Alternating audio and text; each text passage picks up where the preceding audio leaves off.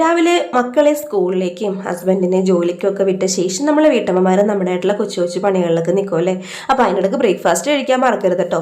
എൻ്റെ ബ്രേക്ക്ഫാസ്റ്റ് ആണിത്, പൂരിയും മസാലക്കറി. അപ്പോൾ ഇതിൻ്റെയൊക്കെ ഫുൾ വ്ലോഗ് നമ്മുടെ ചാനലിൽ കിടപ്പുണ്ട്. അപ്പോൾ ഇതാ നമ്മുടെ രാവിലത്തെ ബ്രേക്ക്ഫാസ്റ്റിന് ശേഷം നമുക്ക് ഉച്ചക്കത്തേക്കുള്ള ലഞ്ചിനുള്ള കാര്യങ്ങൾ പ്രിപ്പയർ ചെയ്യാൻ വേണ്ടി പോവാണ്.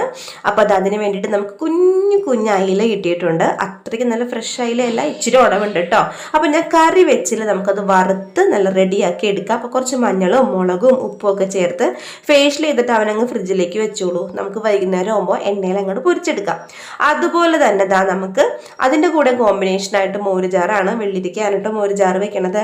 വെള്ളിരിക്ക മോരുചാറും അല്ലെങ്കിൽ മോരുചാറും മീൻ വറുത്തതൊരു സൂപ്പർ കോമ്പിനേഷനാണ് കേട്ടോ.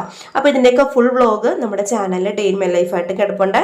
അപ്പോൾ കാണാൻ മറക്കരുത് കേട്ടോ. എന്തായാലും ഇവിടെ വരെ വന്നില്ലേ, അപ്പോൾ ആ ചാനലൊന്ന് കയറി കണ്ട് സബ്സ്ക്രൈബ് ചെയ്ത് ലൈക്ക് ചെയ്ത് വീഡിയോ ഒക്കെ കണ്ടിട്ട് പോയിക്കോളൂ. Thank you.